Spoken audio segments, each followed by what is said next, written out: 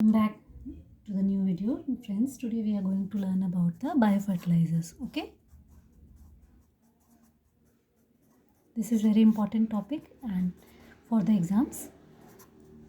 Okay, and in this video we are going to learn the definition. Okay, next we are going to learn the main source of the biofertilizer. Okay, main sources. Then we are going to learn why biofertilizer is preferred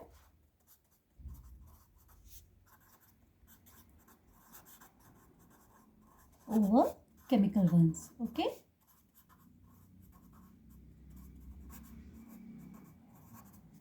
we are also going to learn the differences between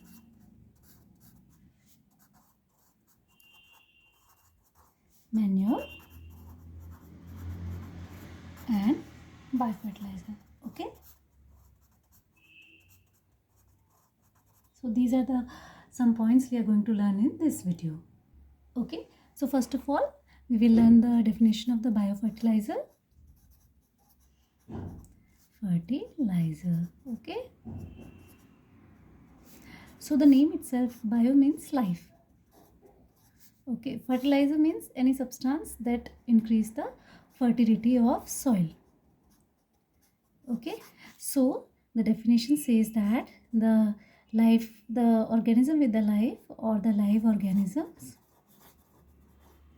okay, that enrich soil fertility. Okay, they are known as biofertilizer. And what do you mean by the enrichment of soil? It's the increased or improved nutrient content of the soil. Okay,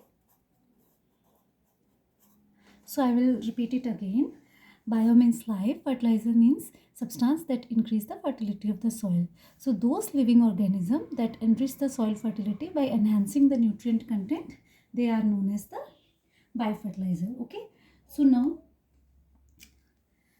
the next is, what are the main sources? Okay, so the main sources are, first is the symbiosis. Okay, so the first we are going to learn is the symbiosis. So there are two kinds of symbiosis we are going to learn here. First is the legume Rhizobium symbiosis, and the second one which we are going to learn is Azolla Anabena symbiosis. Okay, the Mycorrhiza also is a symbiotic association. It is between the fungus and root. This also contributes to the fertility of the soil, and thus they are also known as the biofertilizer. Then the next is the Cyanobacteria. Okay, the Cyanobacteria also act as a biofertilizer. Okay, so let's start with the legume Rhizobium symbiosis. Okay, so legume Rhizobium symbiosis. Okay, and here we will just quickly learn about the Azolla Anabena symbiosis. Okay, so friends, we all know that the legumes, okay, the leguminous plant, they possess the nodulated taproot. Okay, so the nodulated taproots of legume plants, okay, they possess a bacteria. Okay, which bacteria? Rhizobium bacteria. Okay, so the nodulated taproot of the legume, they contain symbiotic relation, In the symbiotic relation, both the bacteria and the plants, they are in the benefit. Okay, so they contain the symbiotic Rhizobium bacteria.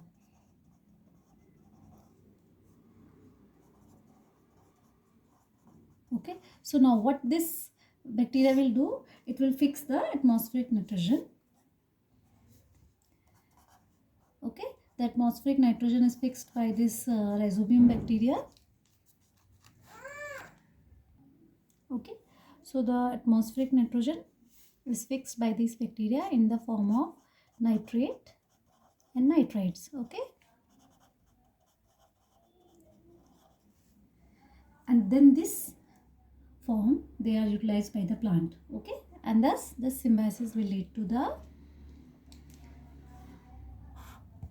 better absorption of the atmospheric nitrogen. Okay, and improve the soil fertility as well as the plant yield. Okay, the next is the Azolla Anabena symbiosis. Okay, so what is Azolla? Azolla, it's a fern. Azolla is a fern.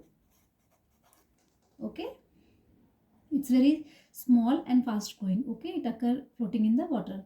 And Anabera azole, it's a cyanobacteria. Okay, and this is the cyanobacteria. So Azolla Anabera association is between the fern and a cyanobacteria. Okay, so usually what will happen is Azolla is a fast growing fern, and usually it is occurring in the water, and Anabena is a cyanobacteria that lives in the cavity of this fern. Okay, so what will happen, this bacteria, it will fix the nitrogen from the air, and okay, this cyanobacteria, it will fix nitrogen in the cavity of the fern, and then it will excrete the fixed compounds into the leaf cavity. Okay, it will fix nitrogen and it will excrete the nitrogenous compound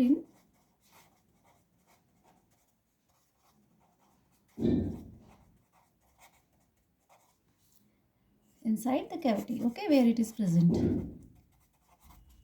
So in that way, the both the cyanobacteria as well as the Rhizobium, they act as a biofertilizer. Okay, the next is cyanobacteria. Okay, the cyanobacteria itself act as a biofertilizer. Okay, so the other name for the cyanobacteria is blue-green alga.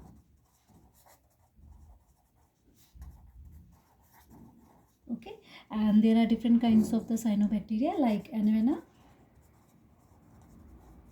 nostoc, etc. Now these blue-green algae, what they will do, they will derive their energy that is required for the nitrogen fixation through the photosynthesis. Okay, so these bacteria, through the process of the photosynthesis, okay, they will derive the energy. And how they are going to use this energy? To fix the atmospheric nitrogen. Okay,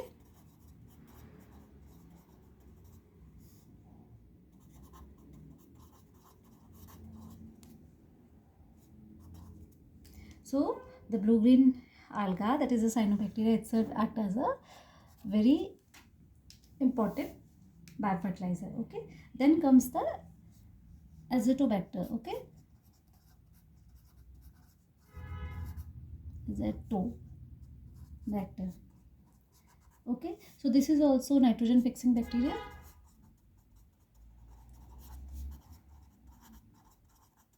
Okay, it's a free living bacteria.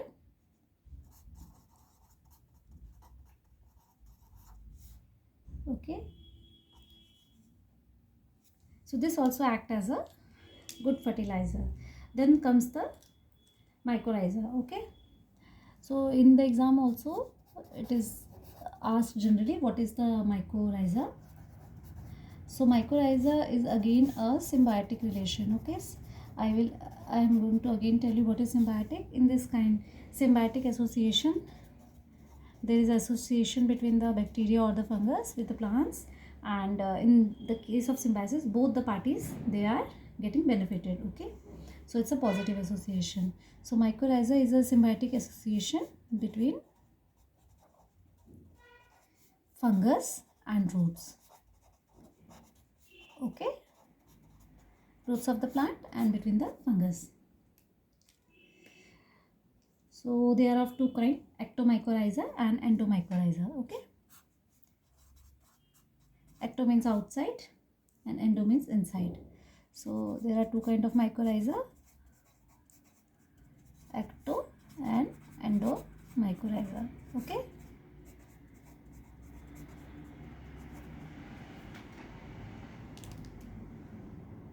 So next we are going to learn in this video is why biofertilizer over the chemical fertilizer. Okay, so we need chemical fertilizer to increase the soil fertility, or to, in the another word, to enrich the soils.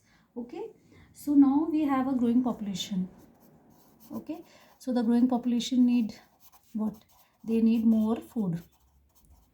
So we required more food. More food means we require high efficiency of plant or high yield. Okay, so that's why we are using the chemical fertilizer. However, now this chemical fertilizer, it is leading to lots of pollution. The chemical fertilizer, it is lead to the pollution as well as the toxicity. Okay, so now the scientific research investigation, they are now focused on to moving on to the biofertilizer. So the benefit with the biofertilizer is that in the nature in itself there is this symbiotic association. Okay, so symbiotic association is all natural. Okay, and the main sources I already told you. The main sources of the, but I will write it again. The main sources of biofertilizer, they are bacteria. Okay, cyanobacteria and fungi. Okay, so these are the main source of the biofertilizer. Okay, and these are naturally occurring. Okay, so all these are naturally occurring, so they are least harmful to us. Okay, so the benefit with these naturally occurring biofertilizer are, they are safe for human consumption, safe for us, like we are not directly consuming them, but due to the nitrogen fixation, the plant will have the higher yield. Okay, but if we are spraying the chemicals, those chemicals will enter inside the food and ultimately in our body. So these are absolutely safe. Okay, they do not pollute the environment or the atmosphere. Okay, and there is lesser cost, less or usually no cost, lesser or no cost. Okay, then as the chemical, they are also causing the toxicity if they enter inside the water or soil or the plant. So no toxicity. Okay, is due to the biofertilizer. Okay, so definitely in terms of the benefits, the biofertilizer, they are more useful as compared to the chemical fertilizers. Okay, then next comes the difference between the manure and the biofertilizer. So don't get confused, these are two different terms. Okay, so what is manure? So manure is a semi-decayed, okay, this is semi-decayed, means partially decayed organic matter. Okay, both are used for enhancing the fertility of the soil. So this is semi-decayed organic matter. However, these are living organisms. Okay.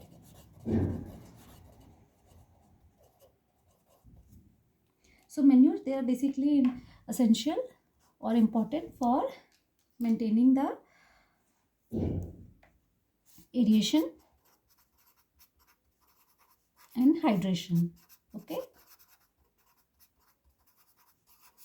So aeration and hydration of the soil are main function of manure. Okay.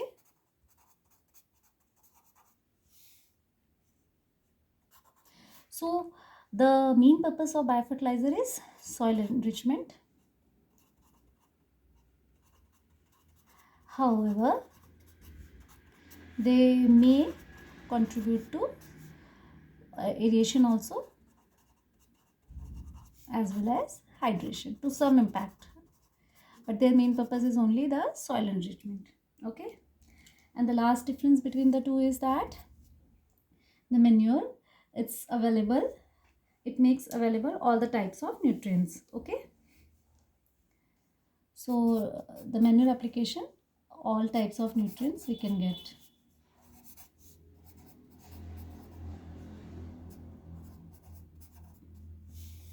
Okay, however, the biofertilizer, it will help in making available only few nutrients. So it makes few nutrients available to plants. Okay, so what do you mean by this all types of nutrients and the few types of nutrients? So in this video I already told you, and we also learned that basically it's they are fixing the nitrogen, okay, in the usable form, that is the nitrates and the nitrites. Okay, however, the manure, it can be a compost. Okay, it can be a farmyard manure. The farmyard manure is like cow dung or urine. Okay, or there can be the green manure also.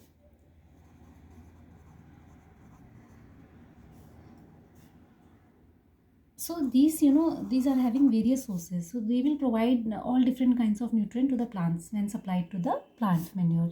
However, the biofertilizer, they are only useful when we have to provide a specific nutrient to the plants. Like for example, for the rice, there is high requirement of the nitrogen. So what the farmers, they are using the azola, or this kind of symbiosis, or the biofertilizer in the other word we can say. So they are using the biofertilizer, and they are the more nitrogen is provided to them, to the plant, and there will be the high increase, okay, of the yield. So this is very specific to few nutrients only, and manure is like they will provide all different kinds of nutrient to the plants. So these are the difference between the manure and the biofertilizer. So I hope these topics are clear to you. Thank you for watching the video.